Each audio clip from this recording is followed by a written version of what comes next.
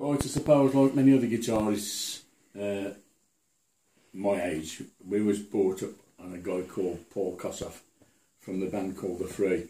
Now, a lot of the free stuff I know, I actually sat in a room and played it with Paul Kossoff. Now, I know it's a big claim, but if you check the records, you'll find that Paul Kossoff used to play at a place called Walsall Masonic Hall, and with his band The Free. But of course, we was big Kossoff fans, and every time Free played at Walsall Masonic Hall, we used to get there early while I was setting the gear up, and I always used to get talking to Kossoff.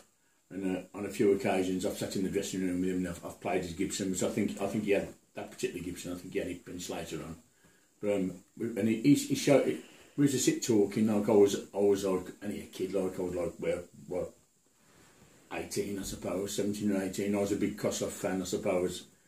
He was a nice guy. He was a really nice guy, and he showed me a few little tricks. He showed me a few little ways he played stuff. I mean, I'll just play a few things that he did, like, you know. I mean, like, he used to play this one.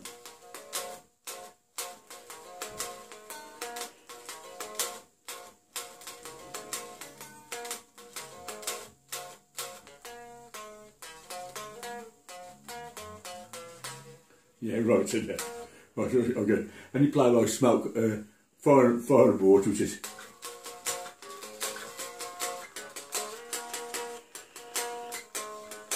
In that one, he used to play a B, and he'd add a D. He goes, fire and water. But he used to play it like that. He used to play it with a B, and then he used to bar the B there on the 1, 2, 3, 4th fret, and then he'd add the D. So he'd go, fire and water to D, A, B, to D.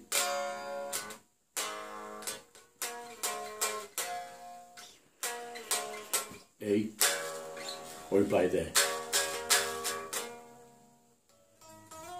And he's the lead bass. Now the other trick that he showed me, which I was fascinated by, I always wondered how he bent his strings, Kossoff, because Kossoff was classically trained, and it, like all right now, stuff like that, you know. Those classical chords, you know.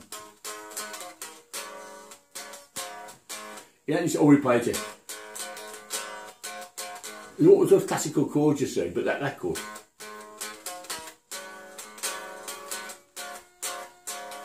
He was a great guitarist, but he did show me one thing, which is a trick that I've never. Even when you watch free bands, you don't see him play this. Now Kossoff, I presume I'm talking to guitarists here, always bent his notes, but not on the top 2 strings. Obviously, he would have bent the string off the fretboard. But he always bent his strings from half a tone below, and what do you do? If you hit the G, you go. Now when you come back to the A there, he did the G sharp and he bent to the A. So, and he always bent down. He never bent it on the G string. If you watch Kossoff play, he always bent the string down, not up. So we go.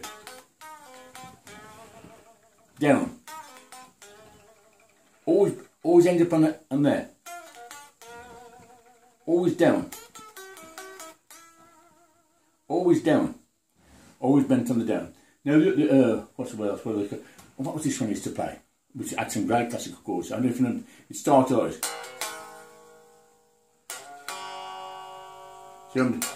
See? And then you play it, you go.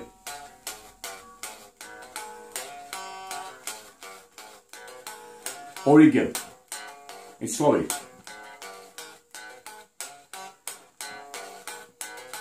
But it's chords when you play them, you go.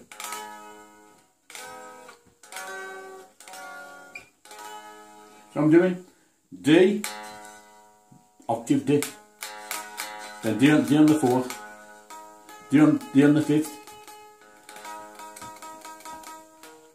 and E in the middle, on the 3rd. You go. That ringing D to A minor, then the same chord but 2 down. Well, more than 2 down. Well, yeah, 2 down. See?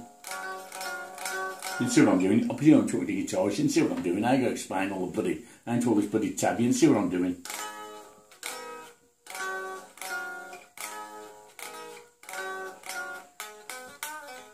Then you drop the But he'd go. See? He wouldn't come back to the D, he'd come back to the C sharp.